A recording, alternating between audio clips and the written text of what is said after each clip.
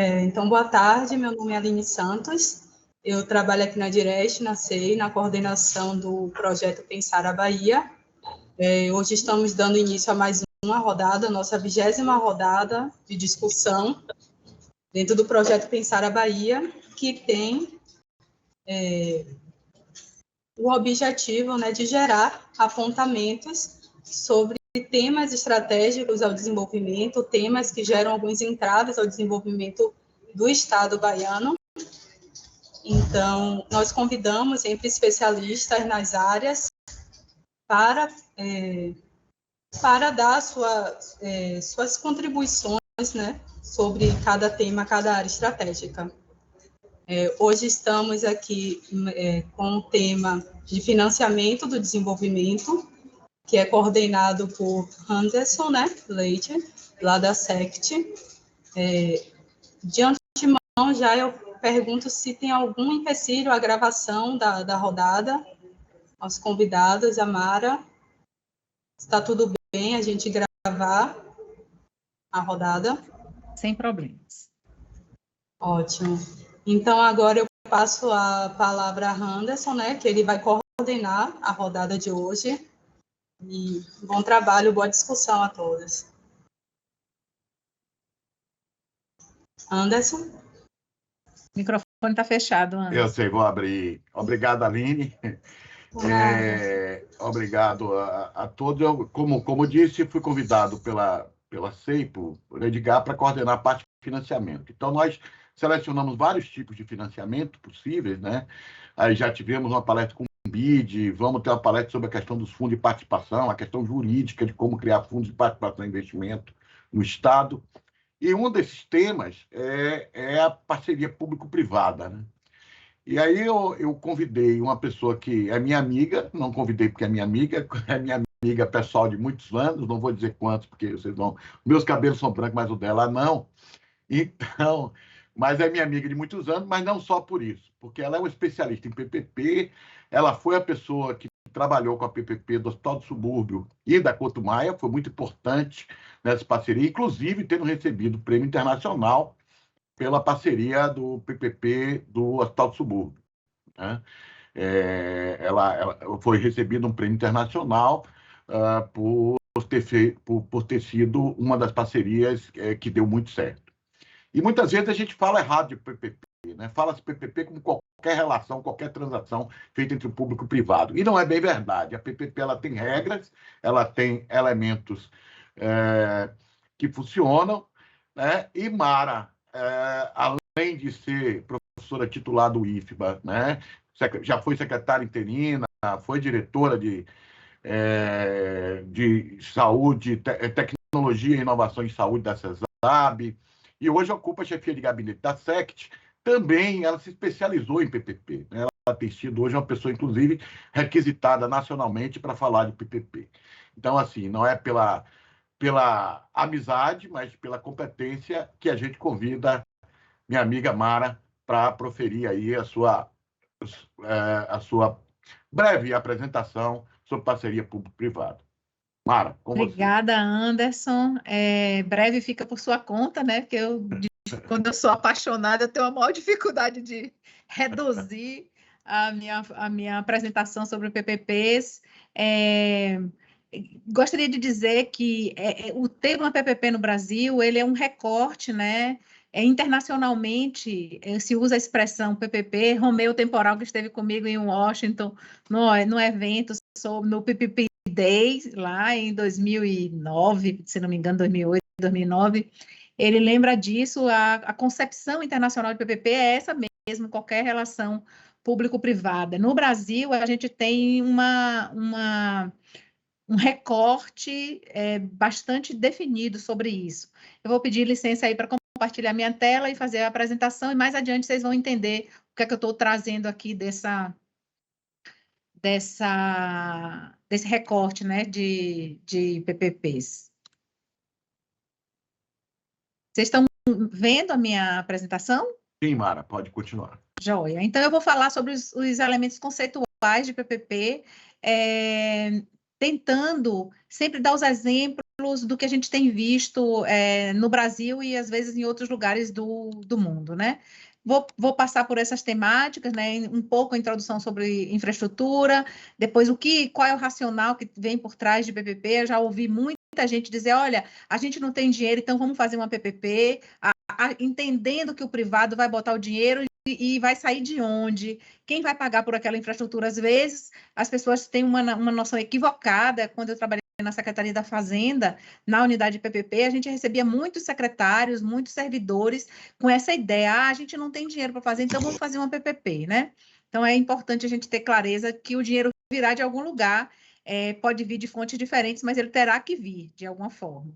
Aí falar um pouco sobre o marco legal que dá sustentação a isso, e prós e contras e fatores críticos de sucesso para os bons projetos de PPP, né? Rapidinho aqui sobre infraestrutura, não preciso me delongar muito, todos nós sabemos a importância, né, da infraestrutura. O que eu quero trazer muito aqui é aquele conceito mais amplo da infraestrutura, porque isso é importante para os projetos de PPP. A infraestrutura, ela não é apenas uma obra, ela é a prestação do serviço que vem, às vezes, galgado numa obra. Então, quando a gente faz uma estrada, qual é o serviço que tem embarcado ali, né? É a viabilização de um transporte. Então, a estrada é a infraestrutura, mas que vai permitir logística, transporte de todo tipo de mercadoria e pessoas, né? Então, é por conta disso que o conceito de PPP vem na prestação do serviço. Então, é sempre uma infraestrutura pensada na lógica da prestação do serviço. E isso requer uma mudança extremamente forte na nossa mente. Queria contar para vocês aqui a experiência que eu tive quando o secretário Sola voltou da Espanha, né? Ele tinha ido à Espanha com o governador Wagner, e chegou para a gente e falou, olha, vamos fazer uma PPP e como é que isso funciona. E assim, eu fiquei super angustiada, como é que é isso, como é que contratar tudo junto. Quer dizer, eu tinha muitas preocupações, mas eu mantive a minha mente, o meu coração abertos, e graças a Deus conseguimos tocar e fazer esses dois projetos que Anderson citou. Também eu coordenei o projeto de imagem, e quando na Secretaria da Fazenda eu trabalhei em vários outros projetos, inclusive Ponte Salvador Itaparica. Comecei a discussão sobre a BA 052, as primeiras reuniões foi quando eu vim para a SECT, na minha primeira encarnação aqui, né? Então, tive a oportunidade de discutir a criação da rede brasileira de PPPs, uma rede intergovernamental em que a ideia era que os estados pudessem compartilhar suas experiências para que nem todo mundo precisasse sofrer os mesmos problemas. Então, se eu tenho uma grande experiência em saúde, quem está interessado em fazer em saúde viria para discutir comigo aqui na Bahia para evitar repetir os meus problemas, né, os meus erros. Esse projeto foi bastante significativo, durou um tempão, e hoje ele teve uma baixa, mas agora ele está retornando. Aí eu tenho acompanhado à distância os estados que estão tocando isso.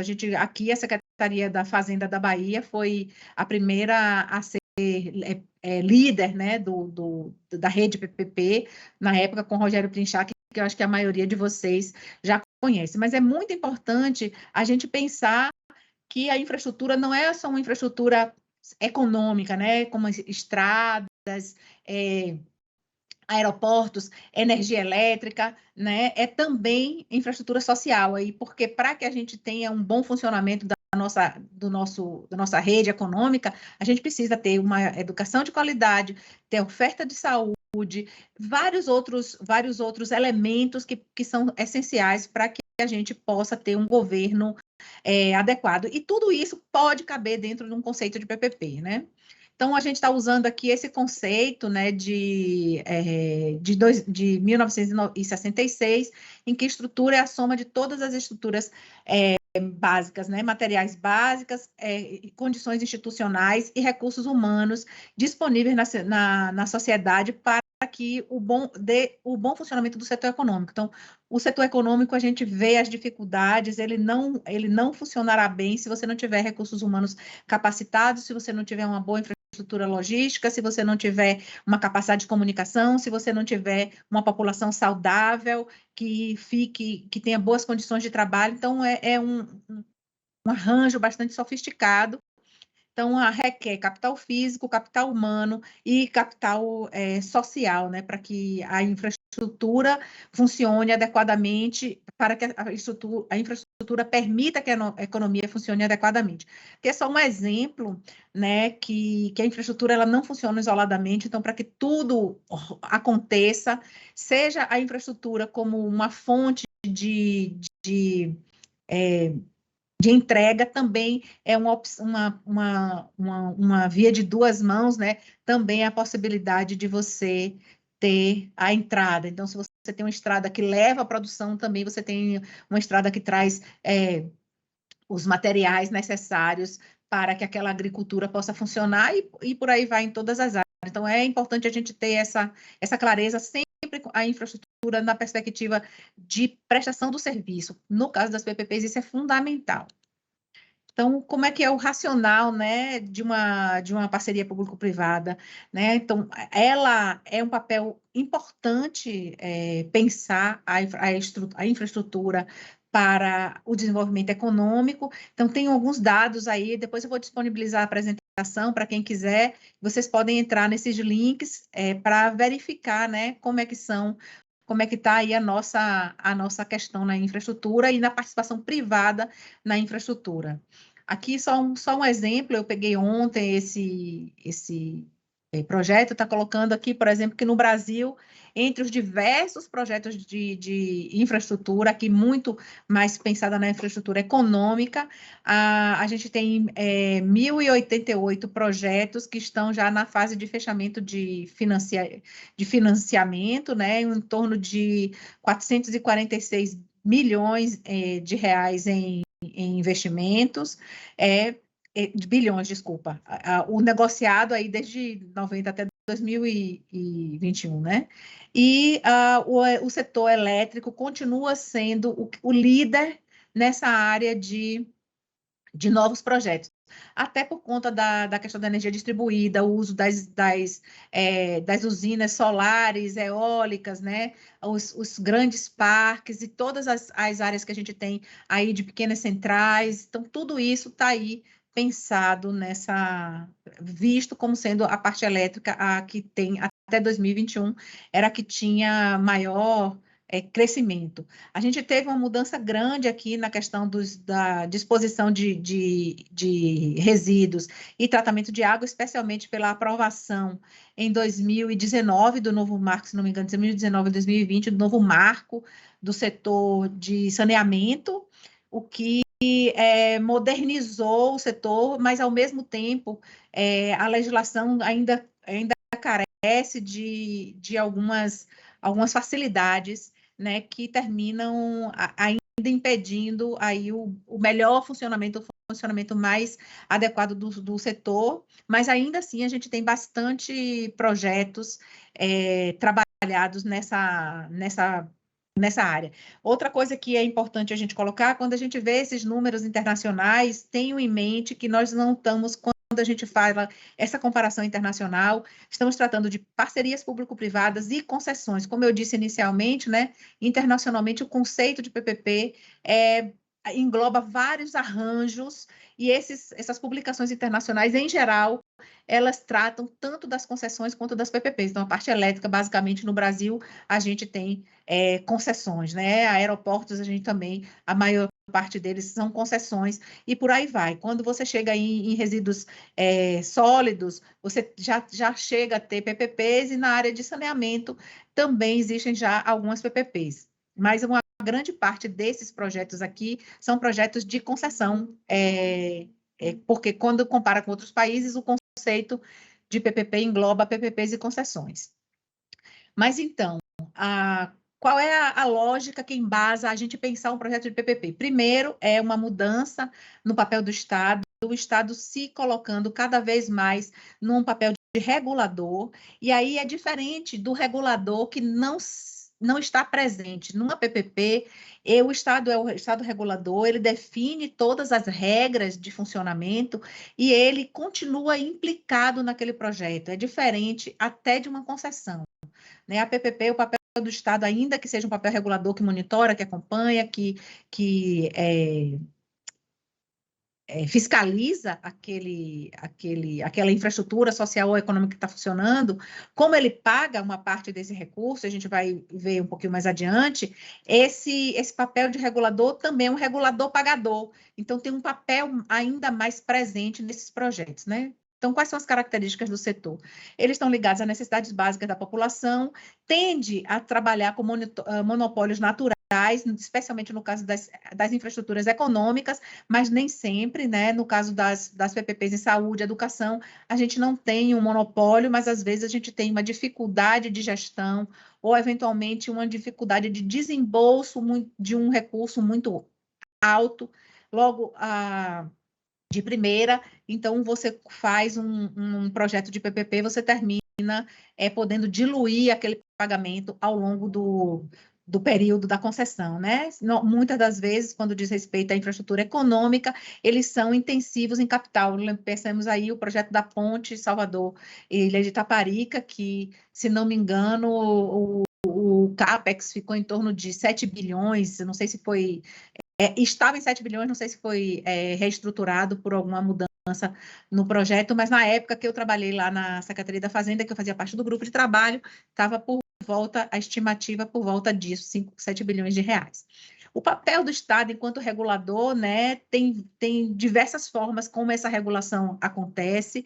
As PPPs, elas podem ter uma regulação discricionária naquele modelo que é utilizado para as concessões de energia, de água, elétrica, eles têm um modelo de precificação muito diferente do que a gente está acostumado a pensar nos contratos. Então, é possível ter PPPs com regulação discricionária, mas é muito raro.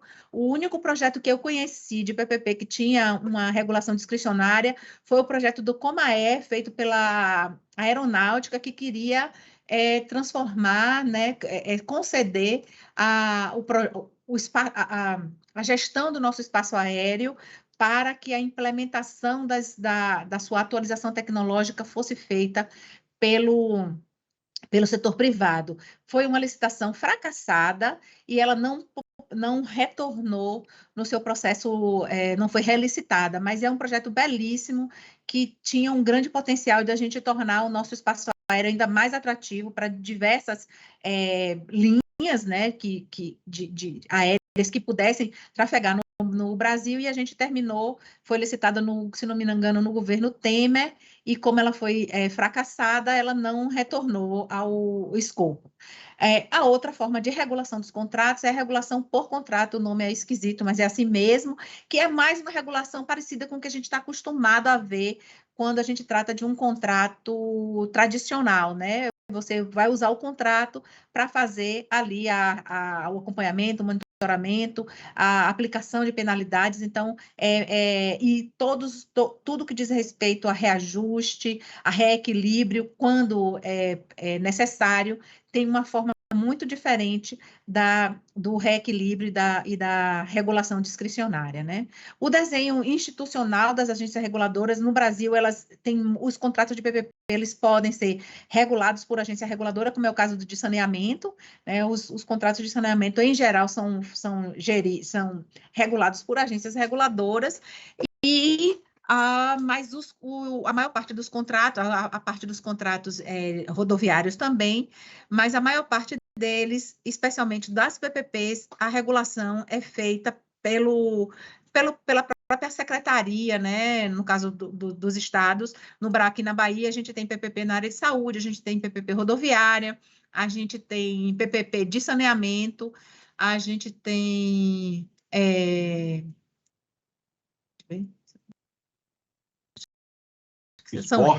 Esporte e lazer, que é o caso da Arena Fonte Nova, né? E em cada uma dessas, no caso da saúde, as 3 são reguladas pela própria Secretaria de Saúde e não por uma agência, sim por uma comissão. A Fonte Nova também é lá pela CETRE, e assim vai, né? A estrutura Varia muito.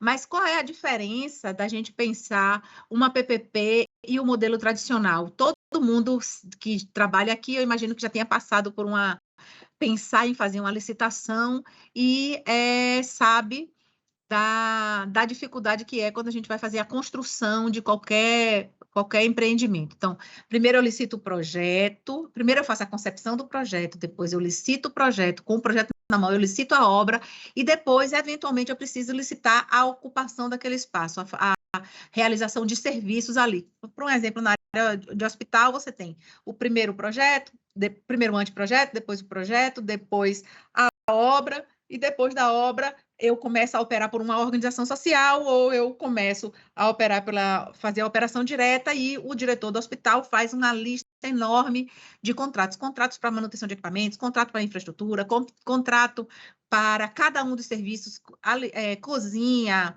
lavanderia, vários insumos que são limpeza. Então, isso é uma quantidade enorme, imensa de trabalho burocrático que é repassado para aquele gestor e que termina, em alguns casos, perdendo muita eficiência. Quem nunca, ou, ao contrário, vou fazer a pergunta mais difícil, quem já, tendo feito uma licitação de projeto, depois feita a licitação de obra, não foi confrontado com um projeto, com um contrato de aditivo? Eu não conheço na contratação tradicional quem não tenha passado por isso, porque os projetos têm dificuldades, nós temos uma pressa, às vezes o tempo de maturação daquele projeto é encurtado. Quando se vai implementar, as dificuldades são outras. Para vocês terem uma ideia, quando a gente fez o projeto do Hospital da Criança, eu sempre dou esse exemplo, né? Lá em Feira de Santana, nós fizemos a licitação do projeto e alguém esqueceu de botar na planilha 7 elevadores. Isso ia gerar um aditivo, o que nós optamos foi fazer uma contratação direta, o que gerou um monte de outros problemas, contratação direta, ou seja, fazer uma outra contratação.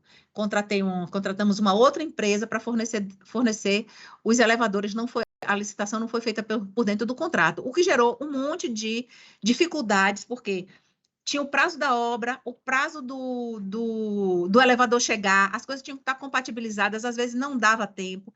E depois, sempre a empresa que fez a obra pedia para que a gente fizesse aditivo, porque ele teve que ficar esperando os elevadores serem construídos e tal. Então, coisas desse tipo acontecem, né, em projetos e em obras que a gente faz a licitação. As PPPs, eles têm uma vantagem, é que você pode fazer uma contratação conjunta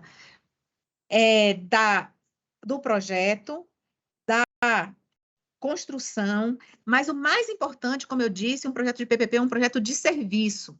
Então, se eu fizer a obra, fizer o projeto e fizer a construção, eu não tenho uma PPP. A PPP precisa ter um serviço embarcado. Então, aí eu tenho a operação daquela infraestrutura que engloba a sua manutenção. Quando eu coloco a manutenção por dentro, eu crio um grande incentivo a que a construção seja feita com boa qualidade, porque o cara que vai fazer o projeto, que vai construir, ele não vai querer economizar nem no projeto, nem na construção, porque ele vai operar durante 15, 20, 30, até 35 anos aquela infraestrutura. Então, a obra, ela tem as relações de públicas e privadas passam por um incentivo à eficiência do privado com aquela história da cenourinha, né? O cara vai fazer, vai ter um contrato de 30 anos, de 25 anos.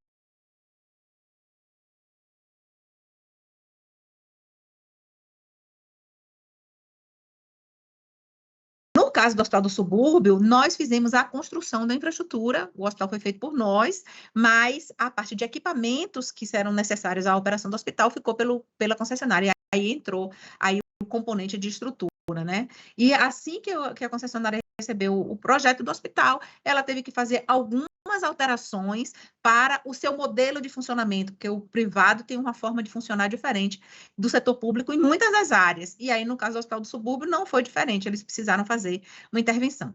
Então, as PPPs podem incluir concepção da infraestrutura, a construção e a manutenção, que muitas vezes no Reino Unido, por exemplo, eles chamam aqui de PFI. a depender do que você pode incluir, você pode chegar a botar equipamentos e a manutenção deles, e até a provisão de serviços intermediários, como é o caso do Couto Maia. O Couto Maia foi a construção, a operação dos serviços não assistenciais, e os serviços assistenciais ficaram por conta do Estado. Já o Hospital do Subúrbio foi esse modelo aqui, inclusive com a provisão de serviços ao usuário final, que aí é o usuário do SUS, né? Então, nesse cenário, a celebração de PPPs pode ser uma saída importante para a disponibilização acelerada de infraestrutura e a entrada de mais recursos. Por isso que Anderson viu a oportunidade de falar de PPP, porque sim, a PPP é um tipo de financiamento que é captado pelo privado para executar uma obra, só que ele vai receber esse dinheiro a longo prazo. Então, por isso é que não tem almoço grátis, não tem essa história de vamos fazer uma PPP porque a gente não tem dinheiro. A gente pode não ter o dinheiro inteiro, então a gente vai fazer uma PPP, mas aquela infraestrutura que o cara construiu e aquela operação que ele está fazendo, ou ele vai receber por tarifa e uma parte por contraprestação, ou ele vai receber 100% por contraprestação, como é o caso das unidades de saúde e algumas escolas, como você tem em Minas, né, em alguns outros lugares. O marco legal de PPPs foi criado em 2004, com a Lei Nacional de PPPs. A Lei da Bahia foi criada um pouco antes, né? A federal foi em dezembro, a nossa foi em novembro, se não me engano. E agora, em 2020, desde 2020 para cá, tem uma discussão sobre a criação do Código de PPPs e concessões, porque PPP é um subtipo de concessão, né? A gente vai ver um pouquinho mais adiante. Então, a gente tem um marco legal que dá substrato para toda essa realização, né, vem de várias áreas, vem da Lei de Licitações e Contratos, antes era a 8.666, que dá a estrutura de como as licitações devem acontecer. O Marco Nacional da Desestatização, que estrutura as bases teóricas desse processo de desestatização, ainda que no caso das PPPs, ainda é bastante um componente significativo de Estado.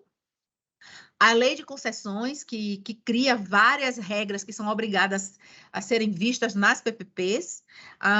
Aí, por aí vai, e, por fim, a Lei de PPPs, a federal, nós temos a nossa também, a estadual, e a lei que criou a possibilidade do aporte. Por exemplo, o nosso projeto da ponte e o nosso projeto do VLT e do metrô prevê também o aporte, o repasse de recursos para o privado enquanto ele está executando a obra. O conceito mais, vamos dizer assim, puro de PPPs é que eu só começo a pagar o privado quando ele me entrega a estrutura. No caso do Brasil, em função dos juros muito altos que nós pagamos, a gente criou a possibilidade do Estado, tendo uma parte do dinheiro, talvez não todo, pudesse ir pagando por marcos de entregas, né? Então, entregou uma extração, eu já pago aquela infraestrutura. Eu entregou a parte de trilhos, eu posso pagar aquela estrutura e por aí vai, a depender do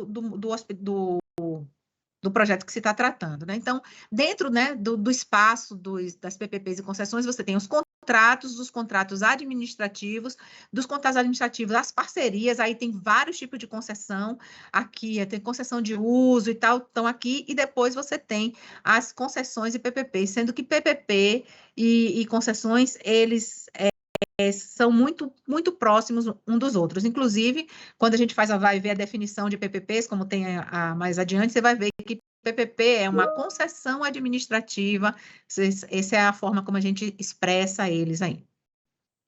Então, as parcerias, né, e concessões no sentido amplo são contratos e arranjos societários de longo prazo, não se faz PPPs para projetos de menos de 5 anos, então é acima de 5 anos, no caso das PPPs até 35 anos, o objetivo é implantar uma infraestrutura pública, ou um serviço público, ou de utilidade pública, aí, no sentido mais amplo de concessão, tem uma autonomia e uma responsabilidade empresarial, o privado, ele, no caso das concessões, executa por sua conta e risco, no caso das PPPs, ele executa por sua conta e risco, considerando como a matriz de risco foi estruturada, porque nas PPPs você tem riscos que permanecem para o Estado e riscos que são transpassados para o privado, e tem uma flexibilidade enorme de arranjos, né? Você pode fazer várias formas, como eu falei, a rede de imagem é uma rede, o Hospital do Subúrbio é um hospital com bata branca e bata cinza, né? Que é aquele que tem os serviços de saúde. Você tem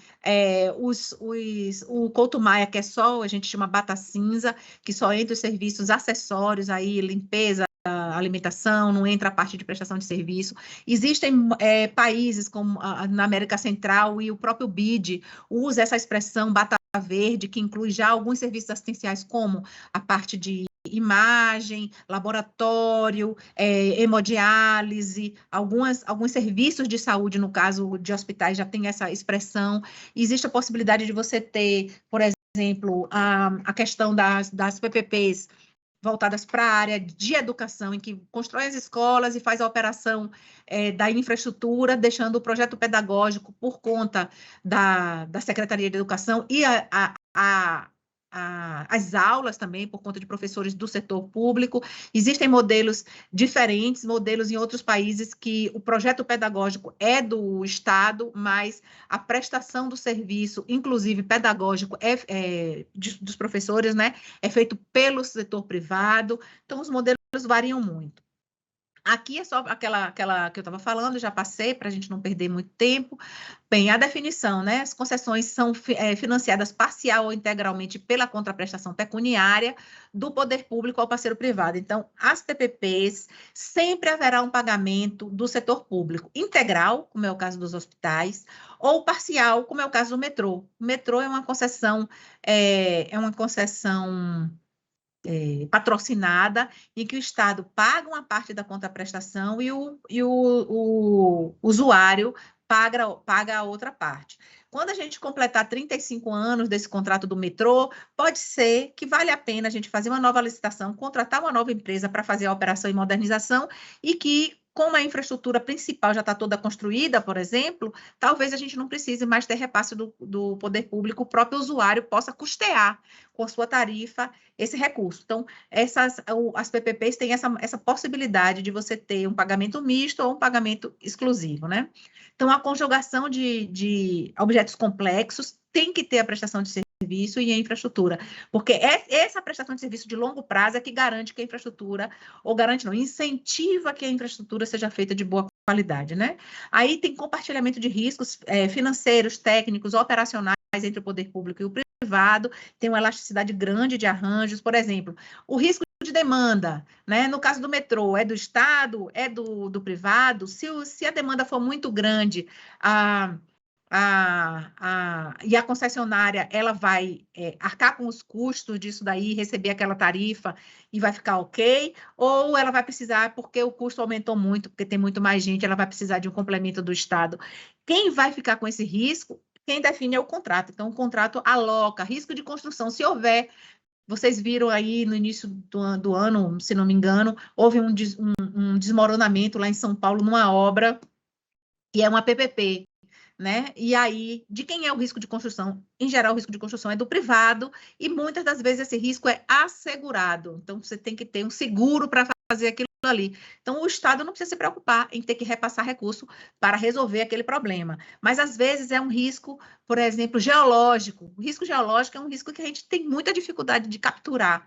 Então, às vezes, faz um compartilhamento desses riscos. Então, é bem interessante, é bem desafiador escrever um projeto de PPP, né? Então, a maior responsabilidade, maior autonomia ao privado, que executa aquele contrato por sua conta e risco dentro do risco que foi alocado a ele. O serviço é operado porque investe, então tem um incentivo ao aumento da eficiência, e a fiscalização é estruturada sobre o output, os resultados, e não sobre se pintou de amarelo, se pintou de verde, se a parede ficou dessa cor ou outra forma, né? Como eu disse, nós temos dois tipos de PPPs, as PPPs patrocinadas e as PPPs administrativas. A PPP patrocinada é uma concessão comum, mais uma contraprestação pública. Então, você tem tarifa e dinheiro pago pelo poder público, é o caso do metrô. Então, a necessidade de autorização legislativa, há uma discussão enorme sobre isso, diz que é necessário ter autorização legislativa quando o valor da contraprestação ultrapassar 70% do valor, a remuneração devida, né, que a administração paga ao privado, é ultrapassar 70%. Há uma inconsistência nisso, né? Porque se ultrapassar 80%, 70% até 99,9%, tem que pedir autorização legislativa. Quando completa 100%, é o caso de um hospital, não precisa de autorização legislativa. É esquisito, né? A gente até hoje não entendeu o que é que o legislador quis com isso. Bem, a remuneração é tarifa, contraprestação pública, receitas acessórias e aporte aqui no modelo brasileiro. A concessão administrativa, quem é o usuário direto? O usuário direto é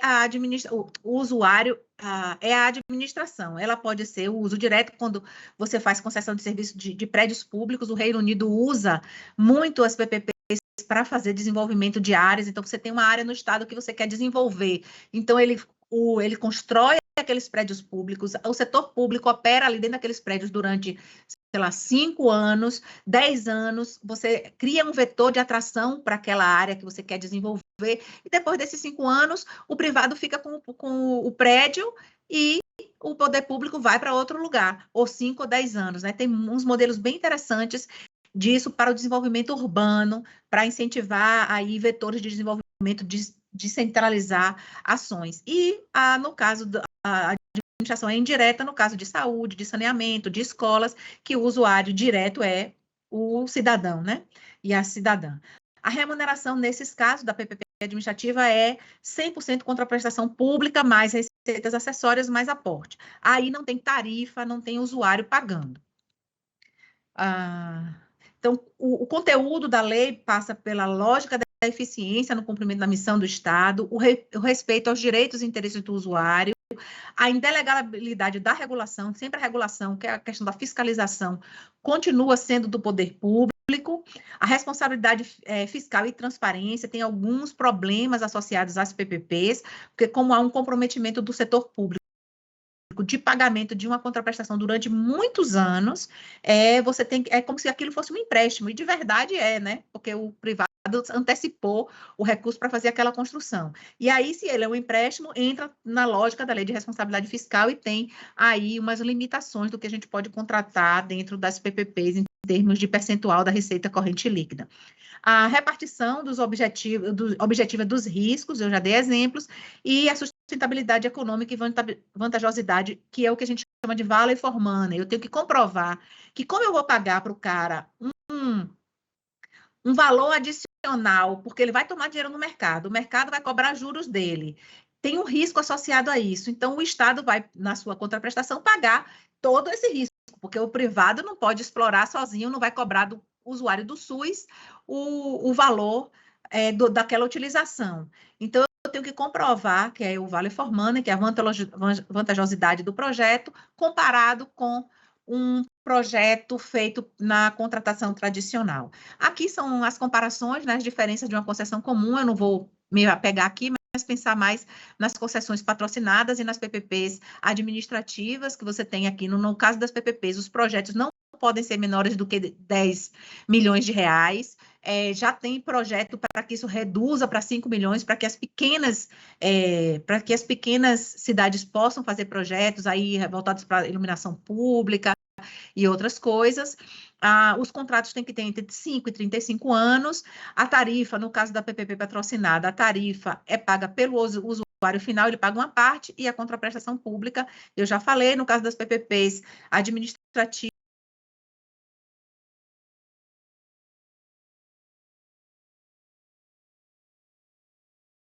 eles advêm da contraprestação pública e aportes, aqui nos dois casos. O usuário não tem tarifa no caso das PPPs comuns e na PPP administrativa, e aí tem, no caso da patrocinada, a repartição dos riscos objetiva nos dois casos, e a questão da garantia. Eita, que essa garantia dá um problema, dá um trabalho, vou falar para vocês um pouquinho mais adiante. Então, não se pode contratar PPPs quando o valor do contrato é inferior a 10 milhões, quando o contrato tiver prazo inferior a 5 ou superior a 35, e cujo único objeto é fornecimento de mão de obra ou fornecimento de instalações, equipamentos e execução de obra pública. Não existe PPP nesses casos. A PPP é uma prestação de serviço. Eu contrato o serviço, que pode vir acoplado à execução de uma infraestrutura. A questão dos limites, né, como eu falei, para evitar que governante da vez, ele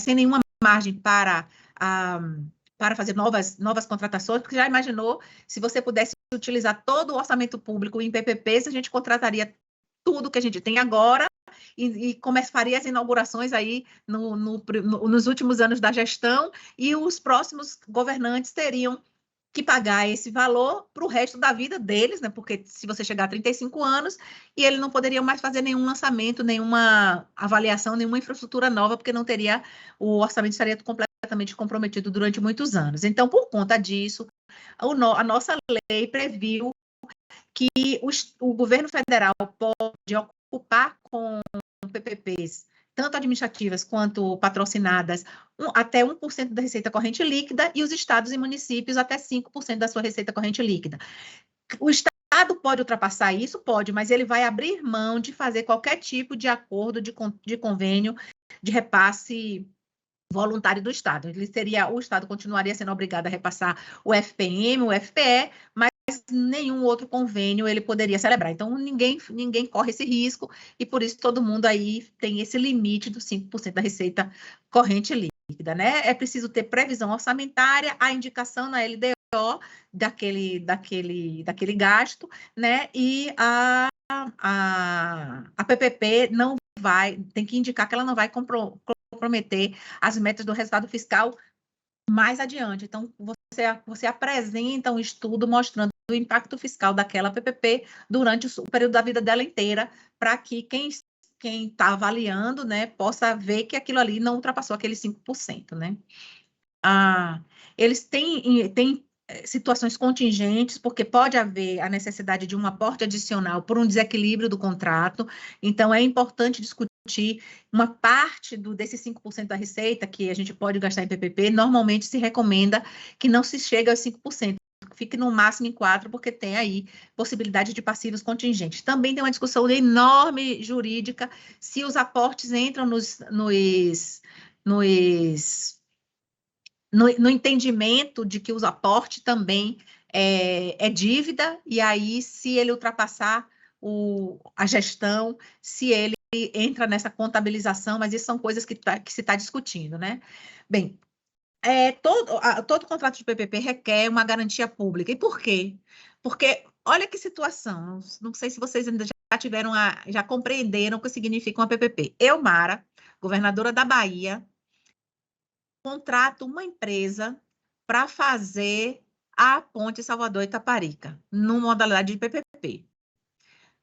Aí, quando chega amanhã, eu resolvo, o cara implementou 7 milhões, tomou esse dinheiro no mercado, foi aos bancos, eventualmente bancos públicos, mas também bancos privados, tomou o dinheiro emprestado, e agora eu digo, agora que você já construiu, me entregou, eu não quero mais pagar, né? O cara está todo endividado e eu posso irresponsavelmente ter uma atitude dessa. Então, por conta disso, nenhum banco financia uma PPP se ela não tiver uma garantia pública.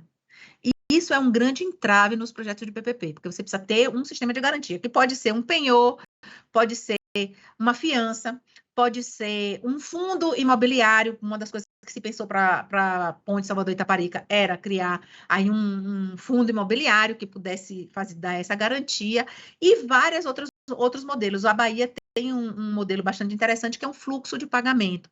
Eu não vou entrar aqui, mas é um modelo que faz com que o banco se sinta seguro de emprestar aquele dinheiro, porque se o Estado resolver não pagar, acordei hoje sem vontade de pagar, o banco, o privado, executa aquela garantia, e aí tem o pagamento realizado. Então, como eu falei, não há almoço grátis, então alguém vai pagar, seja o cidadão, o usuário ou ambos, no caso das PPPs, né? Quais são as verdades que a gente tem nas PPPs, né? É vital que a gente tenha um sistema de incentivos. Eu falo sempre sobre isso. Quando a gente contrata PPP, a gente não contrata, por exemplo, no caso do Hospital do Subúrbio, vou dar um exemplo. Quantas pessoas tiveram alta? Eu não contrato quantas pessoas estiverem internadas, né? Quantas pessoas tiveram alta? Para ela ter alta, ela teve que estar internada. Mas eu posso dar uma alta irresponsável. Eu posso mandar o cara ir para casa rápido, para poder entrar outra pessoa e ter outra alta e garantir que eu esteja cumprindo aquele contrato. Então, o que é que eu faço? Eu faço um indicador de reinternação. Se a pessoa saiu muito rápido e voltou pela mesma doença, porque não curou direito, esse é o indicador que eu aplico para verificar se ele está fazendo um bom trabalho. Então, eu não fico preocupada se o cara usou o medicamento XY, nada disso. Eu quero saber resultado. É vida salva, é infecção baixa, é carro passando, né? Tempo de viagem, a existência de prestação, por exemplo, de quando a gente coloca a parte de ambulâncias, o tempo que a ambulância chega, demora para chegar, a qualidade do pavimento que garante a segurança, redução de número de vidas perdidas naquela rodovia, e por aí vai. Então, é sempre pensado no resultado e muito pouco na infraestrutura. Obviamente que eu penso na infraestrutura quando eu digo as características mínimas que eu quero que aquela rodovia tenha, se ela vai ser pista dupla, se ela vai ter pista simples, e por aí eu vou as características mínimas, eu vou definindo, eu posso definir também gatilhos, a partir do momento que a estrada começa a ter muito movimento, ela vai precisar ser duplicada, e por aí eu já posso criar essas obrigações. Necessidades, né, preliminares para a internalização das PPPs, então toda a cadeia de empresas e governos que atuam em PPP, elas pensam de forma diferente, né? Então é importante que esses comecem a pensar na mesma lógica, né? Os governos precisam desenvolver capacidades e competências para identificar, preparar, licitar e gerir o novo tipo de contrato, né, que privilegia os resultados e não o processo, que foca na qualidade do serviço ao invés dos aspectos de engenharia, e é preciso considerar que os processos, instituições, habilidades, expertises encontradas nos governos são, por vezes, insuficientes para operar essa modalidade. Então, a importância de a gente fazer capacitações, né? Então, que a gente tem a diferença do modo de pensar. Eu tive muita dificuldade nos primeiros dias, né, que eu comecei a trabalhar com os PPP, especialmente o asfalto subúrbio, foi a primeira que eu trabalhei. Então, que a gente tem um contrato tradicional, o cara é contratado, eu penso as minhas especificações são inputs. Eu digo lá, no caso de uma obra, quantos metros quadrados de cada coisa eu quero, que tipo de cor, que tipo de sinalização, cada coisa, qual a espessura do pavimento que vai ter ali naquela rodovia. No caso das PPPs, eu quero o seguinte, que não tenha buraco. Aí ele vai fazer o pavimento que ele acha necessário. Pode ser que uma parte da rodovia precise de um pavimento de 7 e outro precise de um pavimento de 20, porque tem uma área que tenha muita umidade. Então, ele é que vai fazer essa definição. O que ele precisa me entregar é um pavimento que não tenha buracos ou que ele tenha muita rapidez na resolução daquele problema. Então, é muito difícil a gente, quanto servidor público, mudar rapidamente nossa cabeça de pensar. Eu lembro sempre de um cara que deu um exemplo para mim bem prosaico, uma vez discutindo sobre isso, quando a gente compra, porque a gente quer comprar uma caneta Bic, né?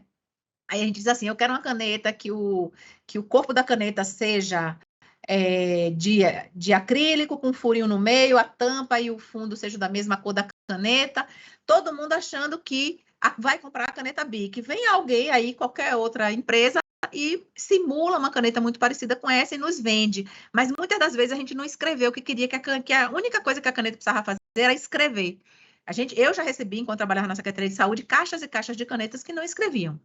Porque o cara cumpriu, tá lá, transparente, furinho, ponta e não sei o que, tudo igual, mas a caneta não escrevia. Aqui eu tenho que dizer, ó, a caneta precisa escrever e eu vou avaliar a escrita da seguinte forma. É assim que a gente pensa quando a gente vai estruturar um projeto de PPP. Então, por isso às vezes é muito difícil, quem está acostumado a lidar com a lei de licitações convencional, preparar um projeto de PPP. A gente recomenda que quem vai fazer isso faça uma capacitação ou busque outras secretarias que já têm experiência nesse caso, né? Então, quando a gente vai pensar, eu nunca pensei que eu tinha que me preocupar se o banco ia ou não financiar aquele projeto. Quando eu fui fazer o Hospital do Subúrbio, a gente contou com a parceria do IFC, que é o pessoal aí do Banco Mundial. Aí eles diziam, não, mas se a gente colocar desse jeito, o projeto não vai ser bancável, os bancos não vão financiar. E eu disse, isso é problema meu? Sim, é problema seu, porque o nosso projeto, se não for bancável, ele não vai rodar, ele não vai sair. E eu tenho uma entrega comprometida no meu PPA, no meu PGP, onde quer que seja, no interesse do gestor.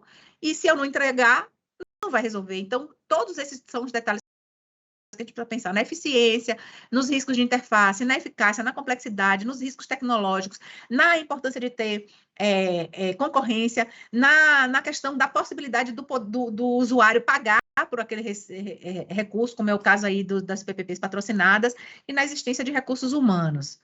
Bem, eu acho que eu basicamente já tratei, eu não tô olhando o horário.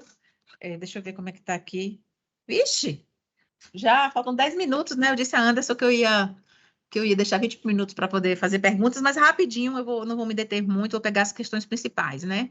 Então, as PPPs usam grandes volumes de recurso e é necessário que a gente tenha uma discussão com a sociedade sobre isso. Eles podem aumentar a eficiência da operação e da manutenção, porque é tudo contratado junto, então o cara que faz a construção, ele vai ter interesse de fazer uma boa qualidade, porque a manutenção vai ficar por conta dele.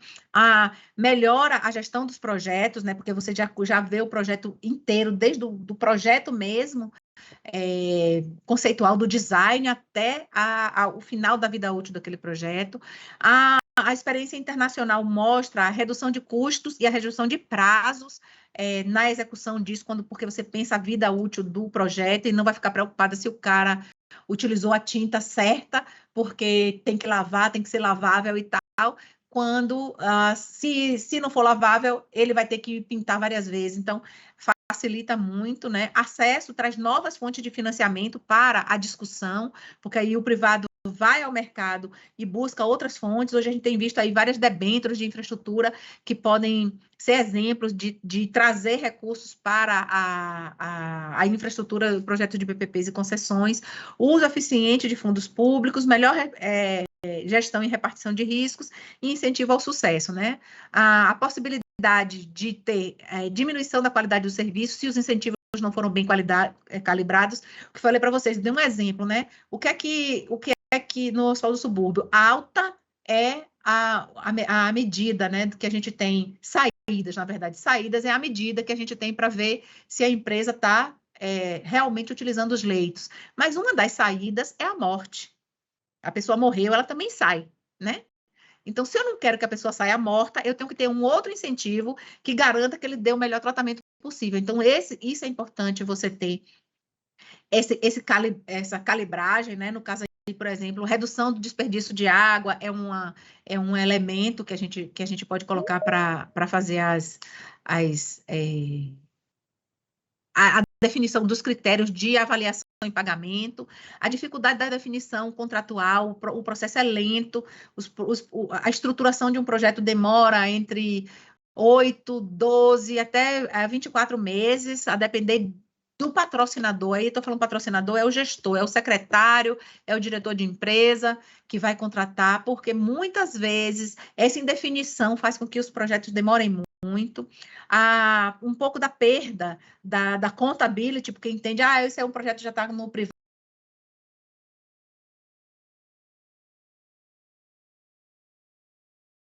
Subúrbio, a gente colocou que ele tem que divulgar, publicar na internet todos os seus resultados, prezando pela transparência, né? O risco fiscal, quando você tem um risco que se manifesta, aí o risco foi alocado ao poder público, se aquele risco for tão significativo que ele exija um esforço fiscal do poder público muito grande, então se isso não for bem calibrado, bem pensado, a perda de flexibilidade do governo, porque depois do projeto contratado é bem complicado fazer qualquer alteração. Eu me lembro de um exemplo que o Maurício Portugal, que é uma das pessoas mais relevantes nessa área jurídica, o baiano, que estruturou o projeto do Hospital do Subúrbio, ele dizia assim, por exemplo, um dos grandes problemas que eles tiveram no Reino Unido com a deshospitalização. A hospitalização era o modelo, né? As pessoas ficavam doentes, elas iam para o hospital, ficavam internadas lá alguns dias. E esses projetos hospitais foram contratados nessa lógica. Com a melhora das tecnologias, o tempo de permanência das pessoas nas unidades reduziu, e reduziu-se muito a hospitalização com as novas tecnologias. Muitas medicações podem ser tomadas em casa, um monte de atividades podem ser feitas de forma ambulatorial, e aí os hospitais ficaram grandes elefantes brancos. O modelo jurídico britânico é diferente do modelo jurídico brasileiro, mas no caso deles lá, eles queriam reduzir o número de leitos dos hospitais, fechar leitos, obviamente garantindo o pagamento da infraestrutura. pelo modelo que não é igual ao nosso, né? Agora eu me esqueci o nome que eles têm. Aqui no nosso, a gente pode dizer ao privado, olha, eu vou pagar a infraestrutura que você construiu, mas eu quero fechar tantos leitos. Lá, eles precisam negociar.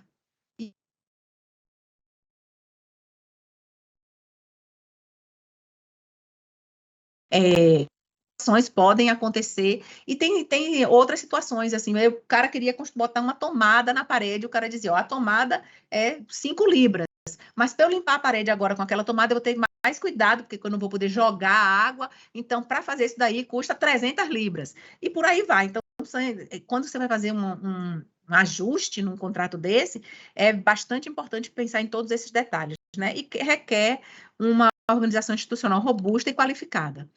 Os contratos fracassam porque você não tem patrocinador, aí você não tem um secretário que compreenda aquele projeto, que queira de verdade e que leve adiante, porque não é um projeto simples. Então, já fiz consultoria em vários estados do Brasil, e várias vezes os projetos não foram adiante porque o secretário, o gestor, o governador, o prefeito não tem interesse, a equipe técnica se organiza toda, aquele é o melhor modelo, mas por várias questões, ou ideológicas, ou por falta de acreditar mesmo, a coisa não vai adiante, né? O patrocinador aí não compreende o projeto, o Vale for Money, que é aquela avaliação comparativa da operação pública com a operação por PPP, é negativa, tem um risco político, né? Eu já vi projetos de o cara chegar, pensou em fazer uma rede de escolas, todas com toda a parte de infraestrutura pelo privado, merendeiras e tudo, né, segurança, manutenção, tudo pelo privado, e no final ele ficou praticamente com obra pública e não foi adiante. Por quê? Porque o pessoal dos sindicatos fez interferências nesse processo e não deixou levar adiante. A minha questão é que eu perguntei ao gestor na época, falei, mas a merendeira que você tem na sua escola não é de uma empresa terceirizada? É. O segurança não é o porteiro não é de uma empresa terceirizada? É. O cara que faz a manutenção não é de uma empresa terceirizada? É. Qual é a diferença de você ter 3 empresas e você ter uma única? Eles não conseguiram se comunicar com o sindicato, mostrando aquilo dali. Então, por essas situações acontecem. A equipe despreparada nossa, da própria empresa, né, ausência ou legislação frágil aí no caso dos municípios, pressão de grupos de interesses, gestores com comportamento pouco éticos, e muitas vezes não se sabe o que quer, né? Então, existem várias situações. Eu acho que eu já falei basicamente de tudo aqui, do que está aqui. Eu vou chegar para esse último slide para dizer o seguinte: quando a gente pensa numa PPP, o foco não tem que ser o contrato ou o concessionário. O foco principal é o projeto. Qual é o meu projeto? Porque, eventualmente, o contrato ele não expressa da melhor forma aquilo, porque, né, é um contrato de longo prazo, se você não consegue pensar tudo aquilo naquele primeiro momento. Então, eu tenho que estar sempre com foco no projeto. Claro que a própria legislação limita algumas alterações que você pode fazer no contrato. Por exemplo, você não pode mudar o objeto, você não pode alterar a alocação dos riscos, ainda que hoje tenha uma discussão sobre isso, mas esses dois são os elementos basilares do contrato. E, obviamente, se você for fazer alguma alteração, você vai ter que fazer o reequilíbrio daquele contrato, mas é importante a gente ter isso em mente. Bem, vou parar por aqui e aí fico aberta aí para as perguntas. Obrigado, Mara. Eu tenho aqui algumas perguntas, embora tenha participado da equipe de PPP lá do Couto Maia, mas eu vou privilegiar os colegas que vieram participar. Romeu, você quer fazer alguma consideração, por favor? Sim, primeiro. O som está dando eco, né? Deixa eu tentar. Você deve estar com dois você está com dois equipamentos. 2 equipamentos. Tem que tirar o som de um. Porque eu estava sem câmera na tela grande. Bom, inicialmente, agradecer a Mara, lembrar, quer dizer, a presença dela nos lembra o quão importante é ter uma equipe com esse nível de capacitação, né, esse acúmulo que ela tem de experiências em vários projetos, né, e formação muito especializada, e que a qualidade qualidade da nossa carteira de PPPs, ela, em grande parte, função desse tipo de acervo que o governo precisa ter, precisa construir, né? Romeu, feche sua câmera, porque tá, pelo menos para mim está cortando. Talvez se você fechar a câmera, reduza. Eu não sei se é o meu problema meu. O problema é aí, viu, Mara? Porque aqui eu Ah, estou meu ouvindo Deus. bem. Então Tá. desculpa, Romeu. Continue aí. Deixa eu Eu mudar fechei aqui, a talvez. câmera, Não, então tá não. melhor assim? Tá, Bom, para mim continua melhorou. fechado, né? Então, inicialmente isso, agradecer a bela apresentação que você fez. Eu anotei tanta coisa aqui que eu não terei muitas perguntas, mas vou tentar, ainda que de uma forma genérica, dizer o seguinte: olha, a gente está falando do sistema de financiamento de longo prazo. Isso é uma coisa muito delicada. A gente sabe que nos últimos 5 anos houve uma destruição desse sistema nacional de financiamento de longo prazo. O caso mais emblemático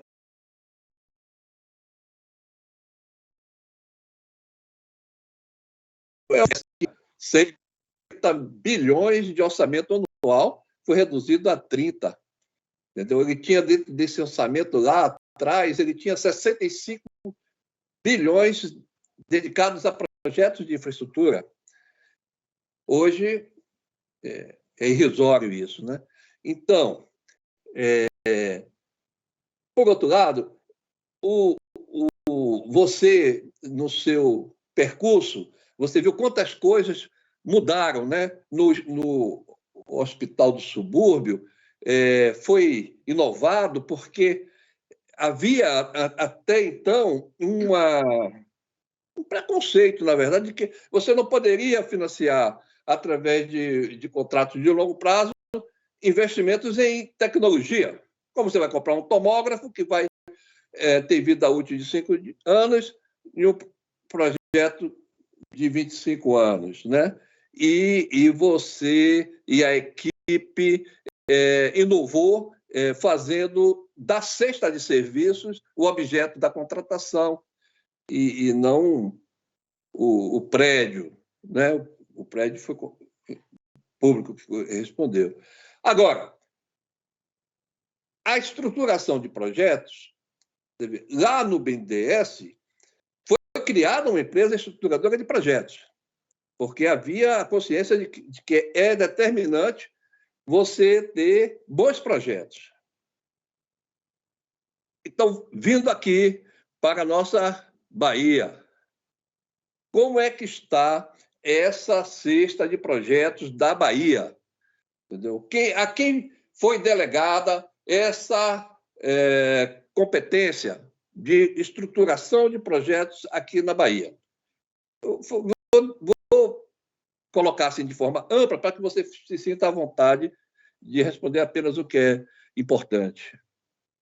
Obrigado. Romeu, eu vou tentar entrar pelo meu celular, porque cortou um pouco da sua pergunta. Eu vou responder Mara, essa... Oi, Mara, na eu vou entrar verdade, pelo celular. Pronto, só um minutinho. Foi o que eu fiz, Maga. Eu entrei pelo celular, por isso que causei essa confusão, porque meu computador está travando quando coloca aquela webcam externa. eu saí da secretaria, porque na secretaria eu sei que vai dar esse problema. Aí, toda vez que eu preciso fazer, eu faço fora. É melhor. Porque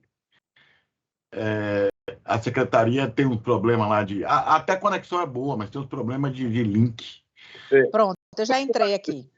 Eu vou adicionar uma outra pergunta. Já que nós falamos de infraestrutura lato sensu, né, que não se resume a concreto e trilhos, né, e ela bem sabe disso, porque já na ciência e tecnologia, nas fibras ópticas, ela modelou, ela trabalhou com isso, mas eu queria ainda radicalizar e dizer o seguinte: a falta de um sistema de financiamento na cultura, quer dizer, a falta de entendimento dos governantes de que cultura é uma necessidade básica, entendeu? E que precisa ter um sistema de financiamento de longo prazo, porque você não constrói um museu em um ano, entendeu? Para dar um exemplo fácil de entender. Então, chamar atenção para essa questão do objeto, né? O que é hoje infraestrutura relevante no mundo do blockchain, das fibras óticas, entendeu? Obrigada aí, Romeu. Agora eu ouvi melhor suas perguntas. Em relação ao BNDES, que você chamou a atenção aí no início, é uma mudança de concepção, né? Eles entendem que a infraestrutura, que o Brasil, o sistema de financiamento do Brasil era um sistema incipiente e era necessário tirar o BNDES da frente desses financiamentos e colocar a iniciativa privada. Não é à toa que Guedes veio de um pensamento, né, de que o privado iria resolver tudo. Depois ele viu que não era bem assim, que não era assim que a banda tocava. Então, houve essa mudança, essa saída do BNDES, o que dificultou muito, porque continuamos tendo juros estratosféricos, né, e o BNDES conseguia aí mediar um pouco essa situação. Na Bahia, eu não tenho acompanhado muito de perto, desde que eu vim para a secretaria, eu tenho trabalhado mais de longe. Eu sei que a gente tem a gente tem um modelo que eu não acho o melhor. Eu acho que as concessões, como em vários lugares do mundo, as concessões e PPPs deveriam estar num único lugar. O nosso modelo é que as concessões são feitas pelas suas secretarias afins e as PPPs são concentradas na Secretaria da Fazenda, na unidade PPP, e se for um PMI, que é uma proposta da iniciativa privada, uma MIP, uma proposta da iniciativa privada, ou uma PMI, ela passa também pela Bahia Invest. Eu entendo que temos muito espaço para melhoria desse arranjo. Entendo que a Bahia Invest, bem estruturada, poderia ser o que foi a EBP, que você também tratou aí lá em relação ao BNDES, e poderia ser esse banco de projetos, né, que estruturaria isso de uma forma melhor. A estruturação e a Cefaz poderia ficar com a operação em parceria com outras secretarias, ou concentrar tudo num único ente. É bem complicado hoje, na Bahia, você trabalhar com PPPs, até para o privado entender, porque se é um projeto de uma secretaria, por exemplo, a Secretaria de Saúde, ela vai lançar o projeto, se ela lançar, ela só precisa falar com a Cefaz. Se algum privado vier para submeter um projeto para o Estado, ou a gente se fizer esse que é ancorado na legislação de concessões, você vai ter que passar pela Bahia Invest, pela unidade PPP, além da própria secretaria. Eu acho que a gente criou muitas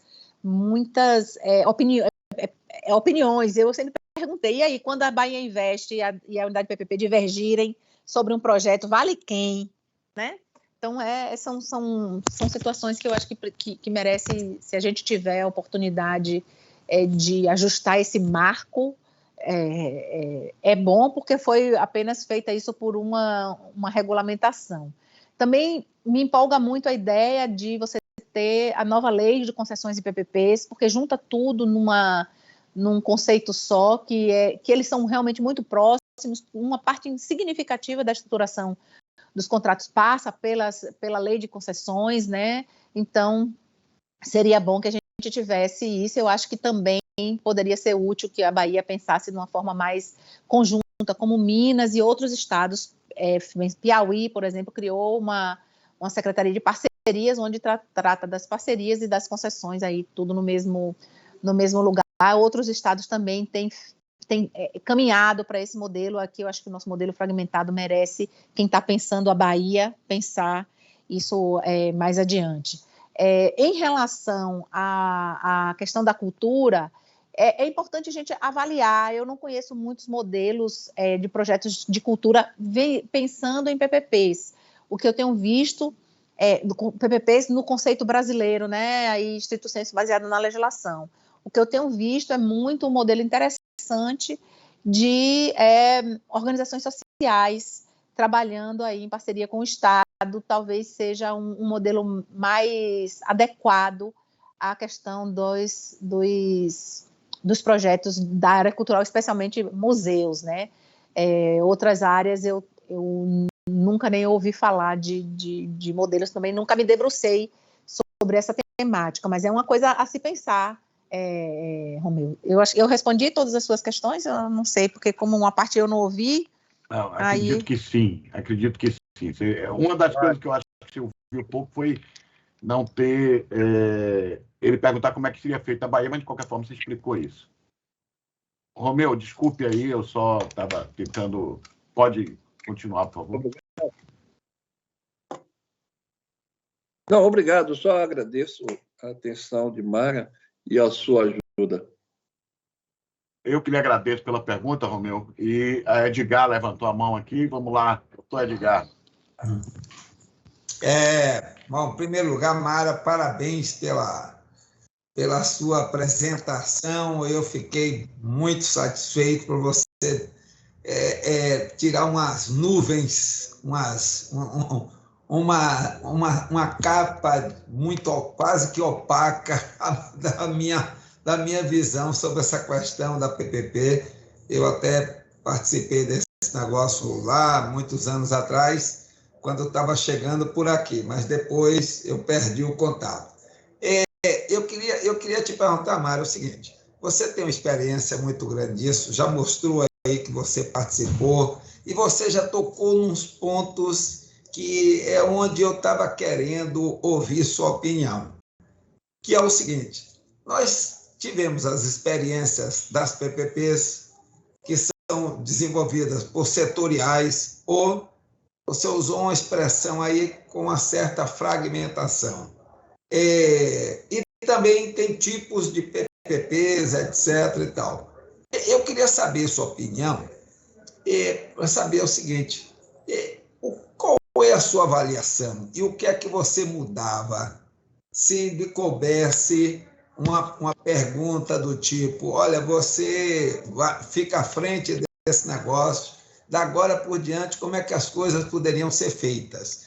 Pelo seguinte, porque eu tenho a impressão que você insinuou que seria conveniente que estas PPPs tivessem inserido dentro de um processo de planejamento de médio e longo prazo, onde as coisas fossem pesadas, articuladas, priorizadas, não só do ponto de vista de setores de investimentos, como, por exemplo, também da participação não só de bancos, nem da visão orçamentária, mas uma visão de planejamento estratégico para também pesar essas coisas territorialmente.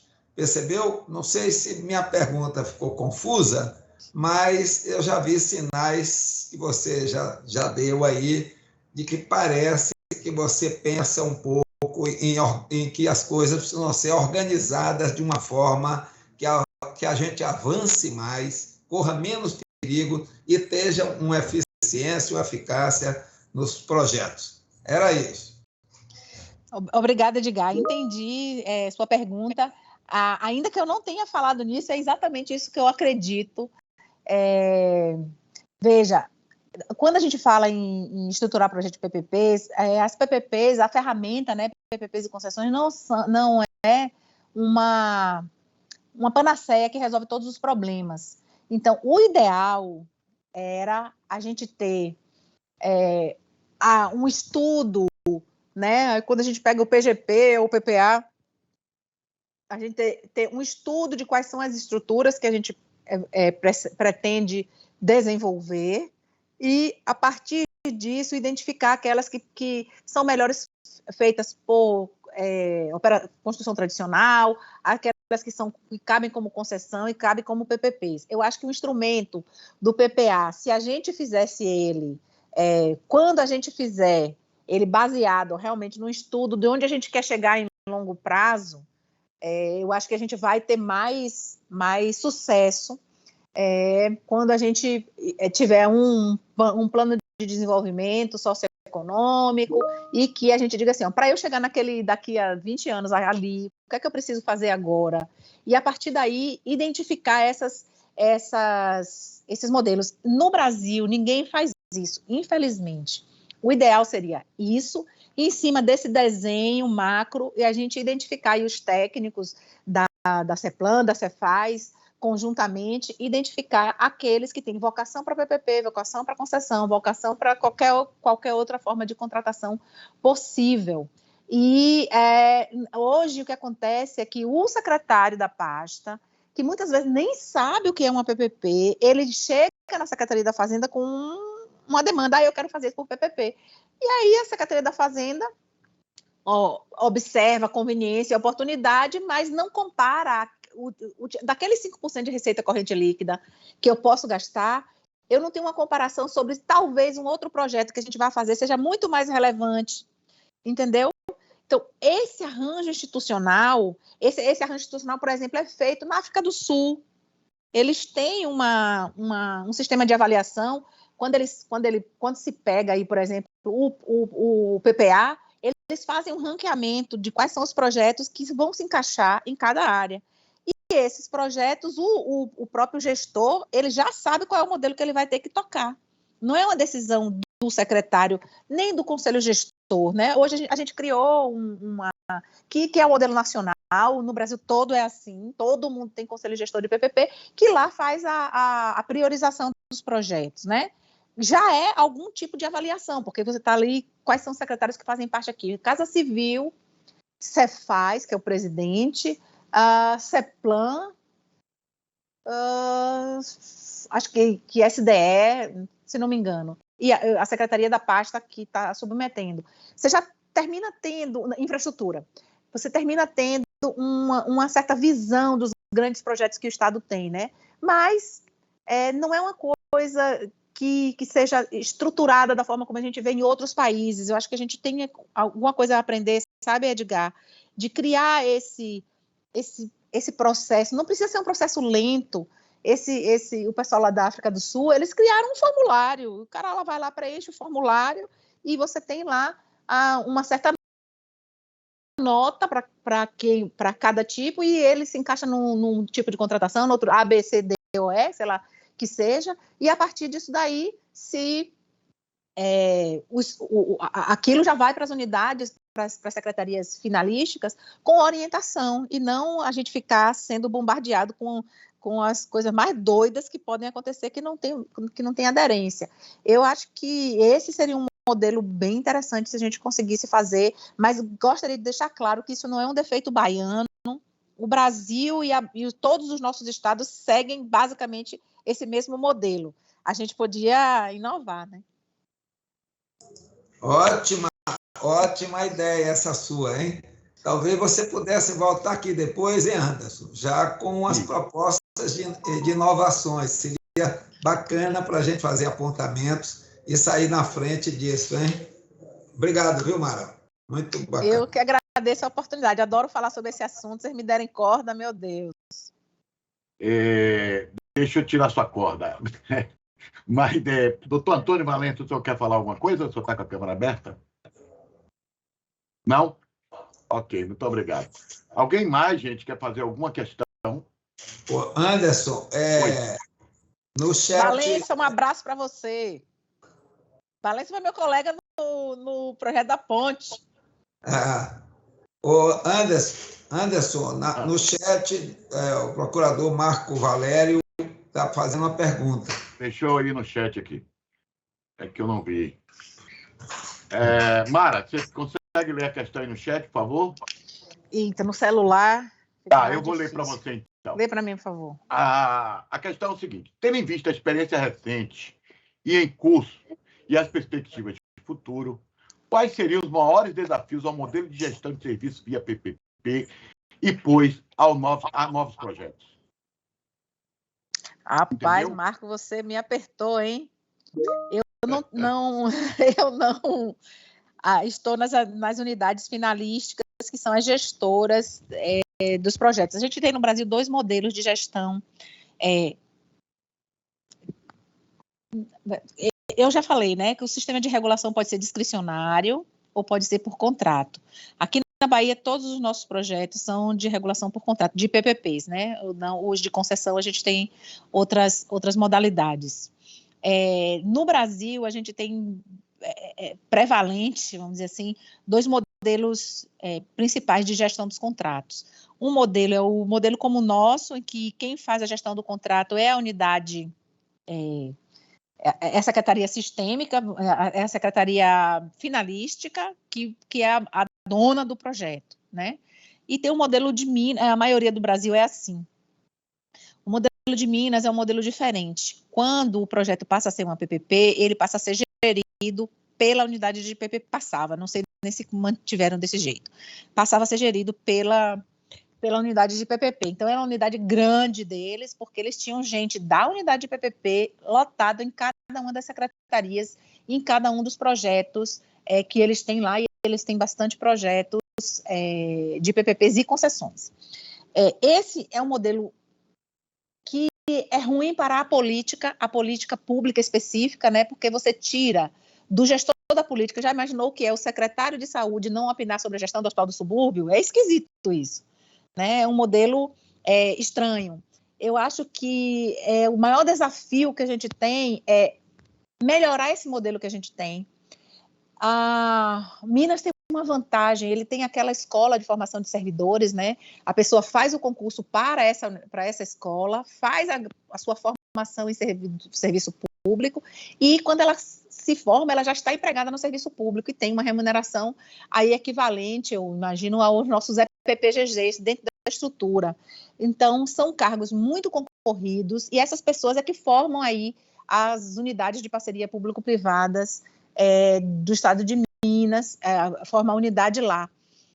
Uma grande parte, obviamente, eles têm cargos comissionados, tem outros modelos, ou tinha, né, que depois houve uma mudança nisso, mas eu gostava dessa ideia da gente ter, não esse modelo centralizado, que eu acho que você confronta aí um pouco com a política pública específica, mas que a gente tivesse mais gente com uma formação de EPPGG na gestão dos contratos, né, pessoas que têm uma boa remuneração, que têm estabilidade.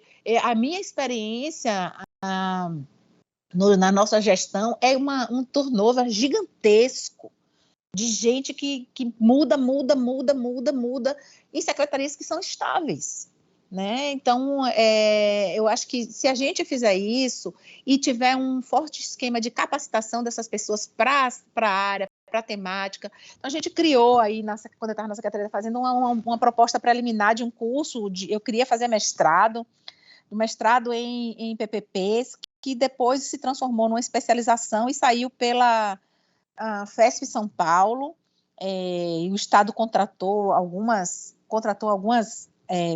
vagas nesse projeto, nesse contrato, e formou algumas pessoas. Eu acho que a gente precisava ter mais disso daí, porque não é simples. O contrato do Hospital do Subúrbio tem 300 páginas, o contrato do Hospital Couto Maia tem 750 páginas. O cara que faz a gestão disso daí requer que a pessoa realmente conheça a operação daquilo ali. A gente perde muitas pessoas que são formadas porque às vezes, né, para a iniciativa privada. Tem um estudo sobre as revolving doors, daquelas pessoas que estão no regulador e vão para o privado e voltam para o regulador, né? Então isso cria uma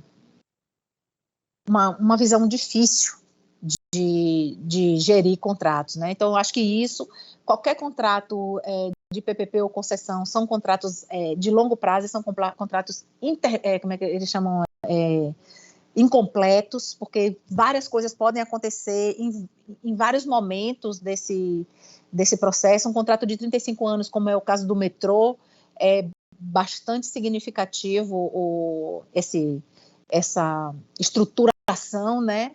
E requer que as pessoas compreendam, conheçam, né, estejam lá mais capacitadas. Eu acho que se a gente fizer um grande programa de capacitação, a gente resolve muita coisa dos problemas que a gente tem hoje nos contratos. E outra coisa, não ter medo de falar dos erros. Meu TCC nesse curso de especialização que eu fiz, de MBA que eu fiz de PPPs e concessões, é uma crítica terrível ao meu trabalho no projeto do Hospital do Subúrbio. Eu identifiquei um monte de falhas que a gente não conhecia, que a gente tinha problemas, e eu não tenho vergonha de falar disso. Eu não tenho vergonha porque eu estava aprendendo, porque todo mundo estava começando, era o primeiro projeto no Brasil na área de saúde. Então, assim, eram os primeiros projetos de PPPs do Brasil também, em geral. Então, a gente cometeu erros que podem ser aprimorados. E, às vezes, a gente joga isso por baixo do tapete, no nosso próprio espaço onde a gente está, né? Às vezes, um projeto não ensina para o outro. Isso é muito ruim. Eu gosto do modelo britânico de fazer essas análises sem culpabilização, né? E mais numa coisa de lições aprendidas e vamos para frente. Eu não sei se te respondi aí, Luiz. Foi Marco que... Marcos. Marco Viana. Marco Viana. Respondido, Marco? Eu acho que ele está com dificuldade de falar. Mas vamos continuar aqui. Oi? Anderson. Oi. Marcos fez um elogio a ela que eu acho que era bom ler, não? Ok, não, mas ela vai ficar muito gorda, não vai passar na porta depois. Pare com isso, eu quero saber, eu não consigo ver aqui. Parabéns, Amara, pela apresentação criteriosa e abrangente. Foi esse o elogio que ele fez aqui. Obrigada. E Ronald Lobato fez um comentário aqui que eu vou ler. A opção por termos como ferramenta principal de planejamento a lista de projetos hierarquizados é, na prática, um abandono do planejamento territorial e estratégico. Uma PPP não articulada com planejamento estratégico também padece de limitações. Por último, as PPPs transformadas em doutrina de formato prioritário de solução de investimento me parece inadequada, porque desconsidera a possibilidade de melhores soluções de investimento, principalmente para serviços públicos.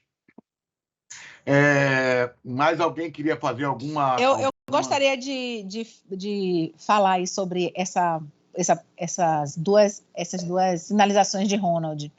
Primeiro, eu concordo com você que o planejamento deve ser territorial e isso não inviabiliza o que eu disse, né? Pode ser, sim, pensado as estruturas dentro dessa lógica do recorte territorial.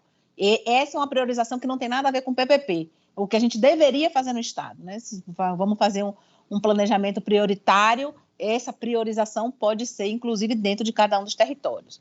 Em relação à questão das PPPs como ferramenta prioritária, também não concordo plenamente com você. Não deve ser, a gente deve ter o estudo, a avaliação, pensar cada projeto, o que cabe e usar aquela ferramenta que deve ser aplicada. PPP é um instrumento e não um fim. Uma PPP, uma concessão, uma obra tradicional, uma joint venture, qualquer coisa, a gente precisa estar com a cabeça aberta para aceitar os diferentes modelos possíveis. E isso é que é importante. Muitas das vezes a gente pensa sempre num modelo muito tradicional, né, de fazer a obra pública, contratar projetos. Todos os modelos, todos eles têm vantagens e desvantagens. Todos eles têm vocação para uma área ou outra. Desvendar isso na hora que a gente vai fazer a priorização que é a grande sacada. Beleza, Mara. Deixa eu aqui, só o Ronald escreveu aqui. Não discordei da apresentação.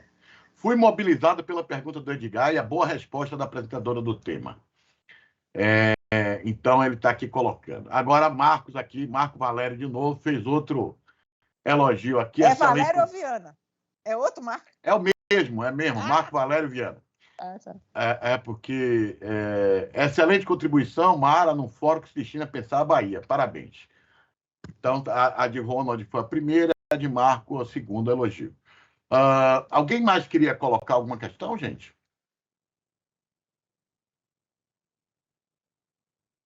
Bom, agora a mesa tem uma questão que eu guardei aqui para a gente trazer, né? Eu acho, Mara, que você traz duas contribuições realmente muito importantes. A primeira é o pensamento da infraestrutura, não apenas como piso, parede e teto, né?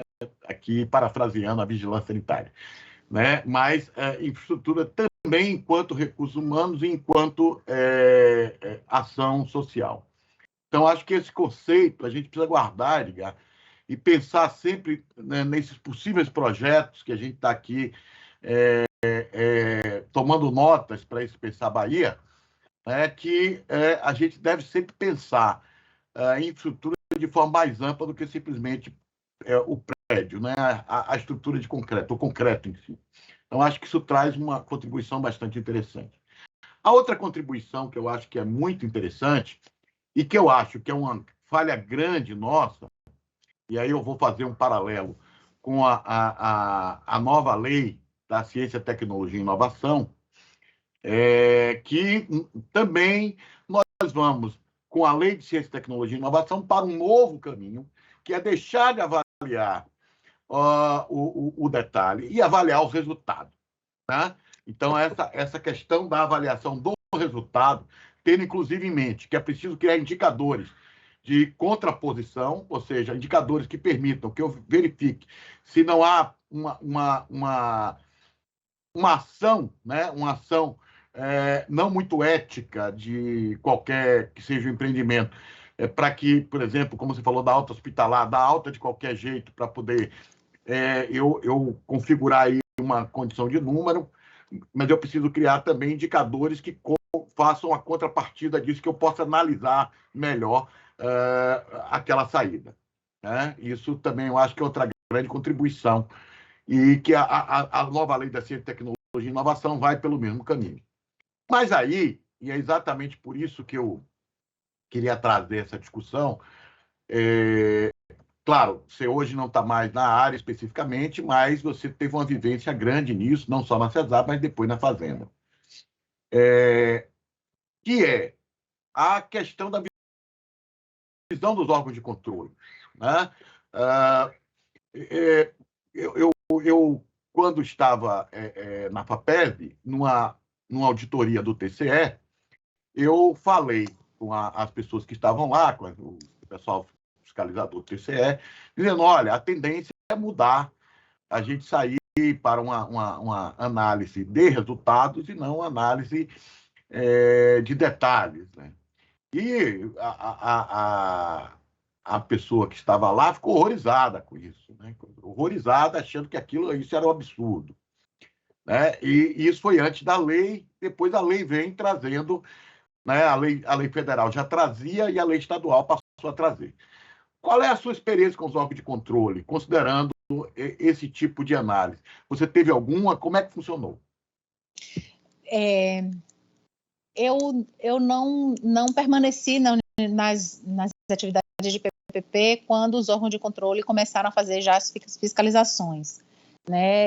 Mas eu acompanhei muito de perto, porque mantive relações, laços de amizade com as equipes, e eu sempre ouvia alguma coisa, outra ali. No início foi bem ruim, porque não tinha essa compreensão.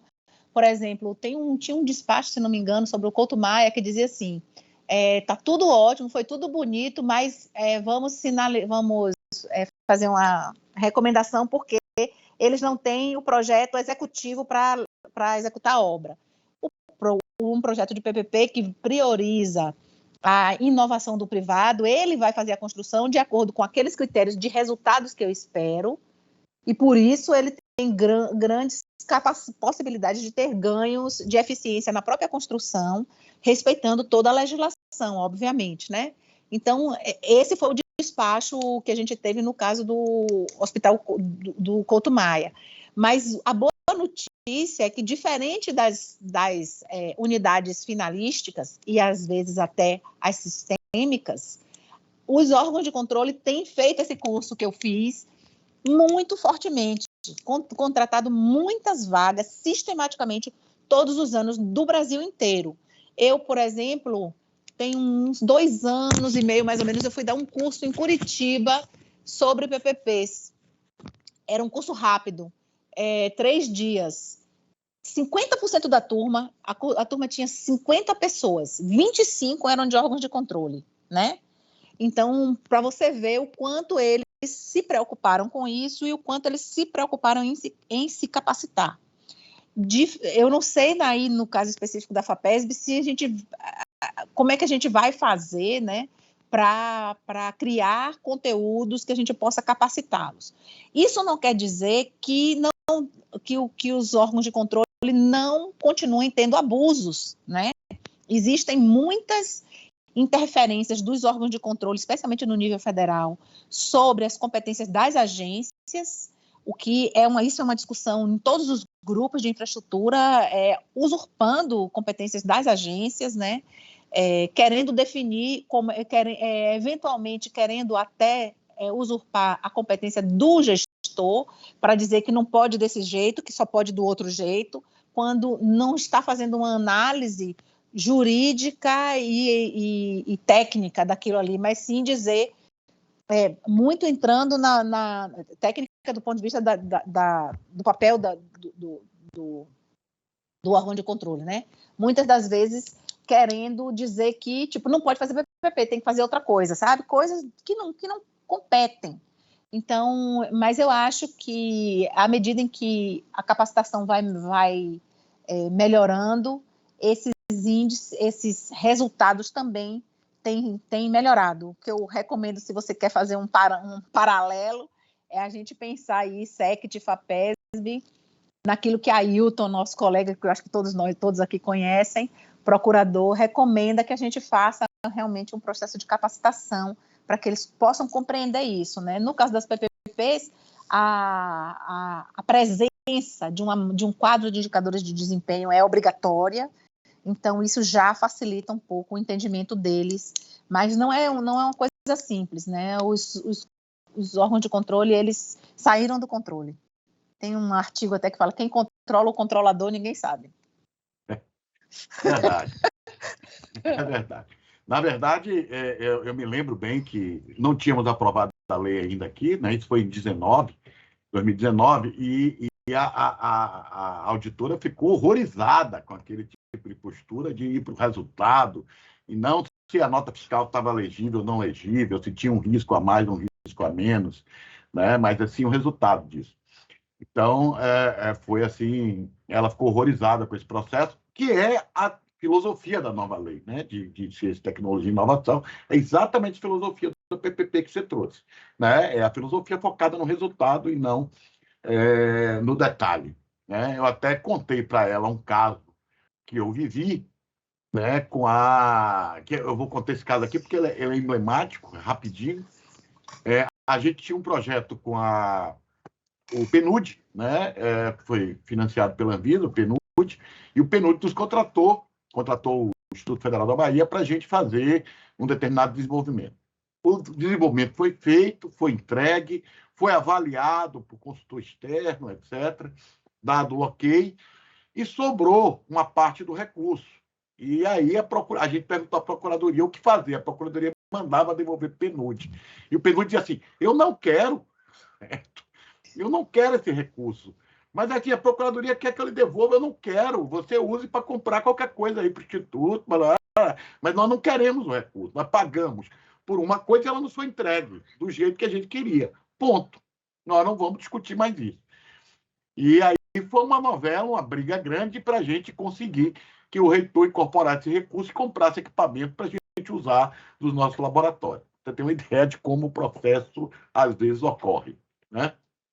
Bom, mas isso são questões que a gente vai ter que ver na frente, especialmente com relação à CTI. Eu acho que, se alguém tiver mais alguma pergunta, a gente abre aqui. Caso contrário, a gente se prepara para o encerramento. Alguém tem mais alguma questão que queira trazer, gente?